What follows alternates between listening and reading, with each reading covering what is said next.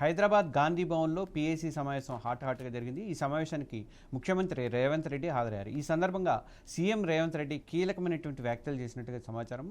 Sir ప్రక్రియలో party అలసత్వం చూపించిందని ఆయన అసంతృప్తి వ్యక్తం చేసినట్టుగా తెలుస్తోంది. ముఖ్యంగా హైదరాబాద్లో పార్టీ పనితీరు ఆశించిన స్థాయిలో లేదని ఆయన సీరియస్గా అన్నట్లుగా తెలుస్తోంది. పార్టీ బలోపేతం కానీ కార్యకర్తల సమన్వయం కానీ భవిష్యత్తు కార్యాచరణ మీద కూడా సీఎం దిశానిర్దేశం చేసినట్టుగా తెలుస్తోంది. సమావేశంలో నేతలకు మరింత మీరు చురుగ్గా పనిచేయాలి అని చెప్పి సూచించినట్లయితే తెలుస్తోంది.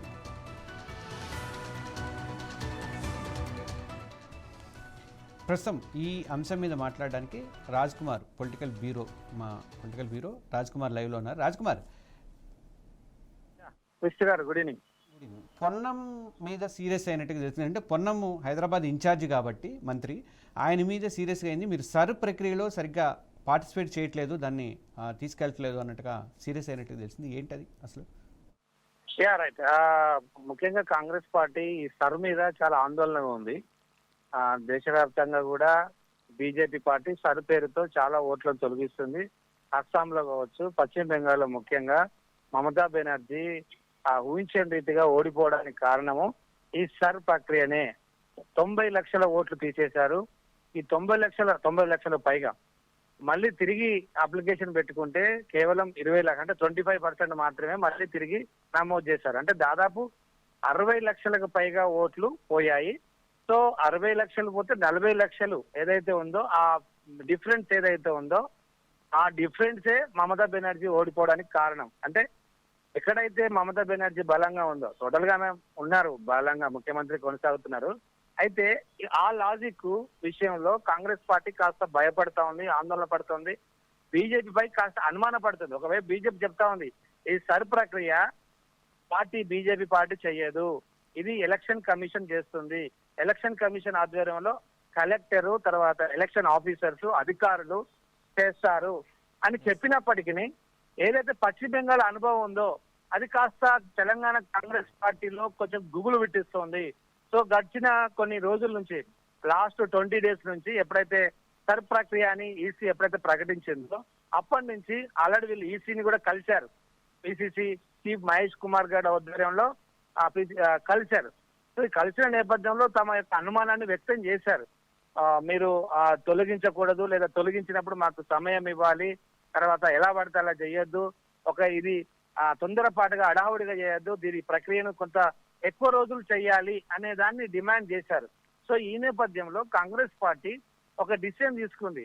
ఈ యొక్క ఓట్ల తొలగింపు ప్రక్రియను సర్ అనే దాని మీద కొంచెం ఫోకస్ చేయాలి అని లాస్ట్ 15 డేస్ నుంచి మీటింగ్లు పెడతా ఉంది. ముఖ్యంగా హైదరాబాద్ లో గాంధీ భవన్ లో లాస్ట్ 1 వీక్ అంతా కూడా హైదరాబాద్ పార్లమెంటు సంబంధించి, తర్వాత ఈ సర్ మీద చర్చ జరిగింది. సర్ మ్యాపింగ్, హైదరాబాద్ మ్యాపింగ్ అంటారు.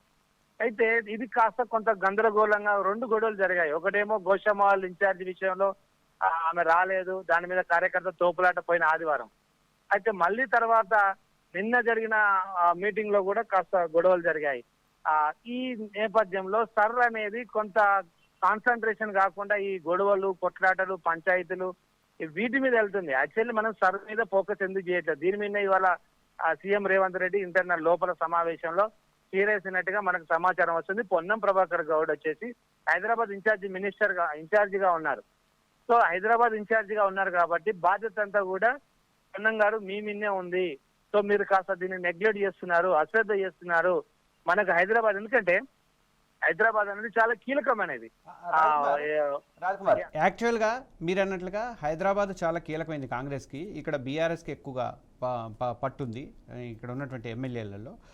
అందుకో ఇంకోటి ఏంటంటే దానికంటే ముఖ్యంగా రేపు జిహెచ్ఎంసీ ఎలక్షన్స్ ఉన్నాయి. జిహెచ్ఎంసీ ఎలక్షన్స్ లో ఏమైనా ప్రభావం చూపిస్తుందని కాంగ్రెస్ ఏమైనా భయపడుతుందా?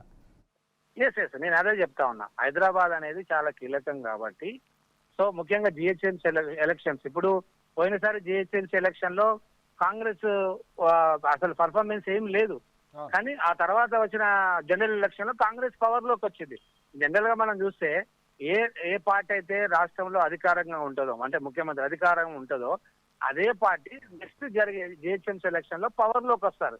ఇప్పుడు కాంగ్రెస్ పార్టీ అధికారంలోకి ఉంది కాబట్టి నెక్స్ట్ జిహెచ్ఎంసీ ఎలక్షన్ లో మేయర్ పీఠం వాళ్ళదే కావాలి. ఇప్పుడు 3 అవుతున్నాయి కాబట్టి 3 మేయర్ పీఠాలు వాళ్ళకే కావాలని ఆశిస్తారు, కోరుకుంటారు.